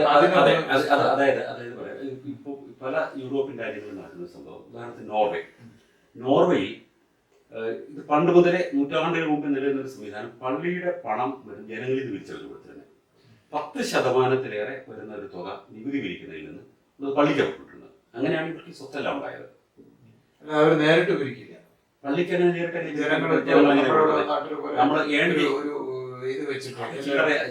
കേരളത്തിലൂടെ അതിൽ നിന്ന് പണം കിട്ടുന്നത്. പള്ളിക്കവിടെ കാശ് കിട്ടുന്നത് കെട്ടിടം വാടകയ്ക്ക് കൊടുത്തു നോക്കിയല്ലേ. എറണാകുളത്ത് നോക്കിയാൽ സകല ബാർക്ക് എറണാകുളത്ത് കോംപ്ലക്സുകൾ ബാർ ഉൾപ്പെടെ നടത്തുന്നത് പള്ളിയുടെ വാടകയ്ക്ക് കൊടുക്കുന്ന കെട്ടിടങ്ങളാണ്. ഒരു കൊമേഴ്ഷ്യൽ എന്റർപ്രൈസസ് വഴിയാണ് പണം ഉണ്ടാക്കുന്നത്. അവർ കോളേജ് നടത്തിയ പണം ഉണ്ടാക്കുന്നത്, ആശുപത്രി നടത്തിയ പണം ഉണ്ടാക്കുന്നത്. കൊമേഴ്ഷ്യൽ എന്റർപ്രൈസ് വഴിയില്ല ഇവരാരും പണം ഉണ്ടാക്കുന്നില്ല. അവർ കച്ചവടം നടത്തി പ്രോപ്പർ ആയിട്ടുള്ള ബിസിനസ് നടത്തി. It's a corporate empire. അതിന്റെ പാർട്ടായിട്ട് ബിസിനസ് നടത്തി എസ്റ്റേറ്റ് നടത്തിയൊക്കെ തന്നെയാണ് അവർ പണം ഉണ്ടാക്കുന്നത്. ഭണ്ഡാരത്തിന് ചില്ലറ കിട്ടുള്ളൂ. പെരുന്നാളിന് പോകുമ്പോൾ പള്ളിയുടെ പെരുന്നാൾ നടത്തുമ്പോൾ കാശ് കൊടുത്ത് ഭണ്ഡാരത്തിൽ നിന്നാണ് കിട്ടുന്നത്. അല്ല, പെരുന്നാളിന് കടകമ്പോളങ്ങൾ അവർ ലേലത്തിന് കൊടുത്ത് അവർ കാശ് ഉണ്ടാക്കുന്നത്. അതിൽ നിന്നാണ് പണം. പ്യൂർ ബിസിനസ്, അല്ലാതെ വിശ്വാസമായി ബന്ധപ്പെട്ടല്ല പണം ഉണ്ടാകുന്നത്. അപ്പോൾ ശബരിമലത്തിന്റെ പ്രധാന വരുമാനം എന്താ? പലരും ചിന്തിക്കുന്ന അവിടെ ഇടുന്ന ചില്ലറ നാണയങ്ങളല്ല. അവിടെയുള്ള ഈ വഴിയരികിലുള്ള വാണിജ്യക്കടങ്ങൾക്ക് വേണ്ടി ലേലത്തിന് കൊടുക്കുന്നുണ്ടാണ്. അവിടുത്തെ നമ്മളടിക്കുന്ന തേങ്ങ, അടിച്ചു പൊട്ടിക്കുന്ന തേങ്ങ, ഈ തേങ്ങ ലേലത്തിനെടുക്കുന്ന വൻ പാർട്ടികളുണ്ട്. അതിലൊരാള് അങ്ങനെ ഒരാളുടെ മകൾ നമ്മുടെ വിദ്യാഭ്യാസ സംഘത്തിൽ ഇടയ്ക്ക് ഉണ്ടായിരുന്നു. അപ്പോൾ പറഞ്ഞു കേട്ടില്ല, റേഷൻ സ്റ്റുഡൻറ് മൂവ്മെന്റിന്റെ കൺവീനർമാരിൽ ഒരാളായിരുന്നു. അപ്പോൾ അവർ പറഞ്ഞു കേട്ടില്ല കഥ, ഇവർ ചെയ്യുന്ന ഈ വലിയ ലേലത്തിന് തുകയെടുക്കും. അപ്പൊ തേങ്ങ അടിച്ച് പൊട്ടിക്കുമ്പോൾ ഈ പൊട്ടുന്ന തേങ്ങ എടുത്തിട്ട് അവർക്ക് കൊപ്പറയ്ക്ക് ഉപയോഗിക്കാം. അതിലുള്ള ലേലം അതിൽ അങ്ങനെയൊക്കെയാണ് ഈ പണം ഉണ്ടാക്കുന്നത്. ഇവർ ചെയ്യുന്നത് പോലീസുകാർക്ക് ഒരു ചില്ലറ കൊടുക്കും. ഓരോ തവണ തേങ്ങ അടിക്കുമ്പോൾ ഒരു പോലീസുകാരുടെ ജോലി ഒരു തള്ളു കൊടുക്കും. തേങ്ങാക്ക് പാറ വീഴുക, പൊട്ടുക, പൊട്ടാതെ മാറി. അപ്പൊ ഈ തേങ്ങ മുഴുവൻ കളക്ട് ചെയ്യാലോ. ഈ കളക്ട് ചെയ്ത് പൊട്ടാത്ത തേങ്ങ വീണ്ടും റീസൈക്കിൾ ചെയ്ത് വരും. കാരണം ഇവരുടെ തന്നെ കട താഴെ അത് തന്നെ വീണ്ടും വരും. അപ്പൊ അതിനുവേണ്ടി തള്ളുന്ന പോലീസുകാരന് 100 പേർക്ക് തള്ളു കൊടുത്താൽ പൊട്ടാത്ത വരുന്ന ഓരോ തേങ്ങയ്ക്കും അവർക്ക് 15 പൈസ വീതം ഈ പോലീസുകാരൻ കിട്ടുമായിരുന്നു. ഇങ്ങനെയൊക്കെയാണ് പണം ഉണ്ടാകുന്നത്. അല്ലാതെ നമ്മൾ വിശ്വാസികൾ കൊടുക്കുന്ന ചില്ലറകൾ കൊണ്ടല്ല ഈ പണം ഉണ്ടാകുന്നത്. അതൊരു തെറ്റായ ധാരണയാണ്. അതൊരു ഷോ പീസ് പേപ്പറാണ്. അമ്പലങ്ങൾക്ക് എവിടെ പണം ഉണ്ടാകുന്നത്? അവിടെ കൂടെ പണം ഇടുന്നുണ്ട്. അവിടെ എന്തെങ്കിലും കാര്യസാധ്യത്തിന് വേണ്ടി ഒരു പ്രത്യേക വഴിപാട് നടത്തണം എന്നുള്ള ഒരു കച്ചവടം വഴിപാട് വിറ്റിട്ടില്ലേ ഒരു കാശ് ഉണ്ടാക്കുന്നത് അല്ലേ? ചോറൂണിൽ വഴിപാട്, ഓർമ്മയ്ക്ക് വഴിപാട്, എന്ത് കാര്യം ബിസിനസ് അതിനൊരു റേറ്റ് ഉണ്ട്. It's A commercial enterprise. അതിപ്പോ അവരൊരു സർവീസ് വിൽക്കുകയാണ്. ആ സർവീസ് വിൽക്കുന്നതിന് ഒരു പണം കളക്റ്റിയിട്ടാണ് ഒരു പണം ഉണ്ടാക്കുന്നത്. അത് തന്നെയാണ് പള്ളി ചെയ്യുന്നത്. അപ്പം ഈ പള്ളികൾക്ക് ഒരുപാട് സ്ഥാപനങ്ങളുണ്ട്. ഇപ്പൊ കത്തോലിക്ക സഭയ്ക്കുണ്ട് ഒരുപാട് സ്ഥാപനങ്ങൾ. യൂറോപ്പിലെ പല മെഡിക്കൽ ഫാർമസ്യൂട്ടിക്കൽ ഇൻഡസ്ട്രിയുടെ വലിയ ഷെയറുകൾ വത്തിക്കാനുണ്ട്. എന്നാൽ ഗർഭനിരോധന ഗുളിക വൻതോതിൽ ഉത്പാദിപ്പിക്കുന്ന കമ്പനികളുടെ പോലും ഷെയർ വത്തിക്കാനുണ്ട്. ഒരു വശത്ത് അവർ ഇതിനെതിരായിട്ട് പ്രസംഗിക്കുമ്പോൾ പോലും വയാഗ്ര ഉൽപ്പാദിപ്പിക്കുന്ന ഇറ്റലിയിലെ ഒരു കമ്പനിയുടെ ഷെയർ വാങ്ങിക്കുന്ന കാര്യത്തിൽ നടന്നൊരു ചർച്ചയെക്കുറിച്ച് അടുത്ത കാലത്ത് വായിക്കുന്നത് വയാഗ്ര വത്തിക്കാൻ തന്നെ അനുഗ്രഹിച്ചിട്ടുണ്ടോ എന്നുള്ള ചർച്ചയൊക്കെ ഇടയ്ക്ക് വന്നിട്ടുണ്ട്. അത് കാരണം ഇത് വത്തിക്കാൻ ഏറ്റവും വിഷമമുള്ള സംഗതി വിവാഹത്തിന് വെളിയിൽ വിവാഹം കഴിക്കുന്നതിന് മുമ്പ് ആൾക്കാർ ലൈംഗിക ബന്ധത്തിൽ ഏർപ്പെടുമോ, കുട്ടികളെ ഉൽപ്പാദിപ്പിക്കുന്നതിന് വേണ്ടി അല്ലാതെ ആനന്ദം തേടി ലൈംഗിക ബന്ധത്തിന് ഇത് രണ്ടും തെറ്റാണല്ലോ അവരെ സംബന്ധിച്ചിടത്തോളം. അപ്പോൾ അതുകൊണ്ട് വയാഗ്ര അതിന് ഗുണം ചെയ്യും എന്നുള്ളതുകൊണ്ട് വത്തിക്കാൻ ഇതിനെ അംഗീകരിക്കാൻ പാടില്ല, ഇതിനെ ഒപ്പോസ് ചെയ്യണം എന്നുള്ളത് പറഞ്ഞ കുറേ ആൾക്കാരുണ്ട്. അപ്പോൾ ആ സമയത്ത് വയാഗ്രയെ ഇവർക്ക് അപ്രൂവ് ചെയ്തിട്ടുള്ള ഒരു പൊസിഷൻ എടുത്തത് അതൊരു ബിസിനസ് താല്പര്യത്തിന്റെ ഭാഗം കൂടിയായിരുന്നു ഒരു വാദമായി ഞാൻ കേട്ടിട്ടുണ്ട്. നമ്മൾ ടാക്സിലേക്കാണ് വന്നത്. ഇവിടെ യൂറോപ്പിന്റെ പല രാജ്യങ്ങളിലും ടാക്സ് പണ്ട് ഈ ഭരണകൂടവും മതവും ഒന്നിച്ച് ഭരിക്കുന്ന കാലത്ത് ടാക്സ് മണി തന്നെയാണ് പള്ളിയുടെ പണമായിട്ട് വന്നത്. ഇപ്പോൾ തന്നെ നോർവേ എല്ലാ ജനങ്ങളിൽ നിന്നും നികുതി പിരിച്ച് അത് പള്ളി കൊടുത്തു. അത് പിന്നീട് വന്നു പല മതങ്ങളിൽ ഇതിന് ഒരു മതത്തിന് പ്രാധാന്യം ഉണ്ടാവാൻ പാടില്ല, ഓരോ മതത്തിൻ്റെയും ജനസംഖ്യയിലുള്ള അവരുടെ മെമ്പർഷിപ്പിന്റെ അടിസ്ഥാനത്തിൽ ഈ പണം തിരിച്ചു കൊടുക്കണം. ഉദാഹരണത്തിന് ലൂതറൻ സഭയ്ക്ക് ഇത്ര അംഗങ്ങളുണ്ടെങ്കിൽ ആകെ ജനസംഖ്യയുടെ എത്ര പ്രൊപ്പോർഷനാണ് അവർക്കുള്ളത്, ആ പെർസെൻറ്റേജ് വേണം അവർക്ക് കിട്ടാവുള്ളൂ. അതിപ്പോൾ പെന്തക്കോസ്തുകാർക്ക് 2% ആണെങ്കിൽ 2% അവർക്ക് കിട്ടണം, 60% ഇവർക്കുണ്ടെങ്കിൽ അവർക്ക് കൊടുക്കണം. ഇതുകൊണ്ടാണ് എനിക്കിന്ന് മുഴുവൻ ആൾക്കാർ മാത്രമാണെന്ന് സ്ഥാപിക്കാൻ ഒരു ഭയങ്കര ധൃതി. കാരണം ഈ പ്രായപൂർത്തിയാവുന്ന ഒരു കാത്തലിക്ക് ജനിച്ച ഉടനെ മഞ്ഞാട് മതത്തിലുള്ള ആണെന്ന് ഇവർ പറയും. അവിശ്വാസികളുടെ എണ്ണമാണ് കൂടുതലെങ്കിലും മതത്തിൽ നിന്ന് ഔദ്യോഗികമായി രേഖാമൂലം വെളിയിൽ വന്നിട്ടുള്ളവരുടെ എണ്ണം തത്തുല്യമായിട്ടില്ല. അവിടെയാണ് ഫ്രീ തിങ്കേഴ്സ് യൂണിയന്റെ പുതിയ വെബ്സൈറ്റ് വന്നത്. അവർ ഗവൺമെന്റിൽ സ്വാധീനം ചെലുത്തിയിട്ട് പറഞ്ഞത് ഞങ്ങളൊരു വെബ്സൈറ്റ് ഉണ്ടാക്കി അവിടെ സോഷ്യൽ സെക്യൂരിറ്റി നമ്പറും ഐഡന്റിറ്റിയും രേഖപ്പെടുത്തിക്കൊണ്ട് മതത്തിൽ നിന്ന് വെളിയിൽ വരുന്നത് ക്ലിക്ക് ചെയ്താൽ അവർക്ക് മതത്തിൽ വെളിയിൽ വരാൻ സ്വാതന്ത്ര്യം ഉണ്ടാവണം. അത് ഇവിടെ അംഗീകരിക്കപ്പെട്ടു. അതിന്റെ ഫലമായിട്ട് ഓരോ വർഷവും 10,000 ആൾക്കാരാണ് വെളിയിലേക്ക് വരുന്നത്. ഇവിടെ 5 മില്യൺ ആൾക്കാരുണ്ട്. ഇവിടെ 50 ലക്ഷം പേരുകൾ, 53 ലക്ഷം പേരുകൾ രാജ്യത്ത്. വലിയ രാജ്യമാണെങ്കിൽ ഇന്ത്യയുടെ വലിയ ഭാഗമുണ്ട്, എന്നാലും 53 ലക്ഷം പേരുകളുണ്ട്. അപ്പോൾ ഓരോ വർഷവും ലക്ഷക്കണക്കിന് ആൾക്കാർ ഇപ്പോൾ ഔദ്യോഗികമായി രേഖപ്പെടുത്തി വെളി വരിക. അതിൻ്റെ അർത്ഥം എന്താ? പള്ളിയുടെ ഷെയർ കംപ്ലീറ്റ് പോവുക. പള്ളിക്ക് ഇവർക്കൊക്കെ ശമ്പളം കൊടുക്കണമെങ്കിൽ അവരുടെ സ്ഥാപനം നടത്തുന്നവർക്ക് കാശ് വേണം. അതുകൊണ്ട് സാമ്പത്തിക പ്രതിസന്ധി നേരിടുകയാണ് ഇപ്പോൾ സഭ. അതുകൊണ്ട് എങ്ങനെയെങ്കിലും ആൾക്കാരെ പിടിച്ചു നിർത്താൻ വേണ്ടി അവർ പല വാദങ്ങളും ഉണ്ട്. ഉദാഹരണത്തിന് എത്തീസ്റ്റ് ആയാലും പള്ളിക്കാരനാകാം, ക്രിസ്ത്യാനി തന്നെയാകാം. അങ്ങനെ പെട്ടെന്ന് പറയുന്നുണ്ട്. ആംഗ്ലിക്കൻ സഭക്കാർ പറയുന്നത് ദൈവത്തെ വിശ്വസിക്കണമെന്നില്ല, ക്രിസ്തു രക്ഷിക്കപ്പെടുന്നു, ക്രിസ്തു ജീവിച്ചിരുന്നില്ല എന്ന് വിശ്വസിച്ചപ്പോൾ നിങ്ങൾക്ക് ക്രിസ്ത്യാനിയാകാം എന്നാണ് അവർ പറയുന്നത്. എന്നാലും നിങ്ങൾ എലാസ്റ്റിസൈസ് ചെയ്യുകയാണ്. നിങ്ങൾ അവിശ്വാസിയായിക്കോളൂ, നിങ്ങൾ ക്രിസ്തുമതത്തെ എതിർത്തോളൂ, എന്നാലും നിങ്ങൾ സഭയുടെ അകത്ത് നിന്നാൽ ഞങ്ങൾക്ക് ചില്ലറ കിട്ടുമല്ലോ. ഇതാണ് താല്പര്യം. പക്ഷെ എന്നിട്ടും ഈ നാട്ടിലുള്ള ജനങ്ങൾ അതിൽ നിന്ന് വെളിവരിക അതൊരു വലിയ കാര്യമാണ്. അതെ, നോർവേയിൽ ഉണ്ടായത്. നോർവേയിൽ ഈ അവിടുത്തെ ഹ്യൂമനിസ്റ്റ് അസോസിയേഷൻ വേറൊരു സ്ട്രാറ്റജിയിലേ ഉണ്ടായി. ഞങ്ങൾ ഒരു മതവിശ്വാസം ഒരു ജീവിത സമീപനമാണ്, ഞങ്ങൾ അതുപോലൊരു ജീവിത സമീപനമാണ്. ഞങ്ങളൊരു മതം പോലൊരു സംഭവമാണ്. അതുകൊണ്ട് അവർക്ക് ആ ഷെയർ കൊടുക്കുന്നുണ്ട്, ഞങ്ങളുടെ അംഗത്വം അനുസരിച്ചുള്ള ഷെയർ ഞങ്ങൾക്ക് തരുന്നത്. അത് ഒരു കണക്കിന് തെറ്റായ ഒരു സമീപനമാണ് എൻ്റെ അഭിപ്രായം. കാരണം എന്നിട്ട് ഇവർ ചെയ്തത് ഇവരുടെ അംഗസംഖ്യ കൂട്ടാൻ വേണ്ടി ഇവർ പരസ്യം ചെയ്തു, ഇതിനകത്ത് മെമ്പർഷിപ്പ് കൊടുത്തു. ആ മെമ്പർഷിപ്പിന്റെ അടിസ്ഥാനത്തിൽ ഞങ്ങളുടെ അംഗസംഖ്യ ഇത്ര ശതമാനമാണ്, അതുകൊണ്ട് ഈ പിരിക്കുന്ന പണത്തിൽ ഇത്ര ശതമാനം ഞങ്ങൾക്ക് തരണം എന്ന് പറഞ്ഞ് അവർ വാങ്ങിച്ചെടുക്കുക. അത് എൻ്റെ അഭിപ്രായം. വെളിയിൽ വന്നവർക്ക് ടാക്സ് കൊടുക്കണം, ഇവിടെ കൊടുക്കണ്ട. നോർവേയിൽ അവർ ഹ്യൂമനിസ്റ്റ് സ്ഥാനത്തിലേക്ക് വന്നാൽ അവർക്ക് കിട്ടും, ഹ്യൂമനിസ്റ്റ് സംഘടനയ്ക്ക് കിട്ടും കാശ്. അപ്പം അത് നമ്മളിവിടെ യുക്തിവാദികൾ എടുക്കുന്ന സമീപനം നമ്മളിപ്പോൾ ഇവിടെ ആവശ്യപ്പെടുന്നു. ഇവിടുത്തെ യുക്തിവാദികളുടെ പ്രധാന ആവശ്യം ഈ 2% ടാക്സ് എന്ന് പറയുന്നത് നിർത്തിയേ പറ്റൂ. മതത്തിന്റെ പേരിൽ പള്ളിക്ക് കാശ്, ഇതിന്റെ പേരിൽ പണ്ടത്തെ ആ ടാക്സ് ശതമാനങ്ങളൊക്കെ കുറച്ച് വന്നു, അതിനി വേണ്ട, ഇനി കൊടുക്കാൻ പാടില്ല, ഓൺലി ടാക്സ് വിരുദ്ധ നിർത്തണം. ഇവിടുത്തെ യുക്തിവാദികളുടെ പ്രധാനപ്പെട്ട ആവശ്യമാണ്. അത് അധികം വൈകാതെ അത് സാധ്യമാകും എന്നാണ് വിചാരം. നോർവേയിലെ യുക്തിവാദികളുടെ പ്രധാനപ്പെട്ട ആവശ്യം എന്ന് പറയുന്നത് അതിപ്പോഴും നോർവേ ഔദ്യോഗികമായിട്ട് ഇപ്പോഴും ഒരു ഔദ്യോഗിക മതമുണ്ട്. അവർക്ക് ബഹുഭൂരിപക്ഷം നാസ്തികരാണ്, എന്നാലും ഔദ്യോഗികമായ ഒരു മതമുണ്ട്, ലൂതറൻ ഇവാഞ്ചലിക്കൽ സഭയാണ്. അതെന്തുകൊണ്ടാണ് മാറ്റാൻ ബുദ്ധിമുട്ടെന്ന് പറഞ്ഞാൽ ഒരു പാർലമെന്റ് കൊണ്ട് മാറ്റാൻ പറ്റുകയില്ല. നിയമം അനുസരിച്ച് ഒരു പാർലമെന്റ് ബഹുഭൂരിപക്ഷത്തോടു കൂടി ഇത് മാറ്റിയാലും തുടർന്ന് വരുന്ന 3 പാർലമെന്റുകൾ റാറ്റിഫൈ ചെയ്യണം. 2 പാർലമെന്റ് റാറ്റിഫൈ ചെയ്തു, 3ാമത്തെ പാർലമെന്റ് വരുന്നേ ഉള്ളൂ.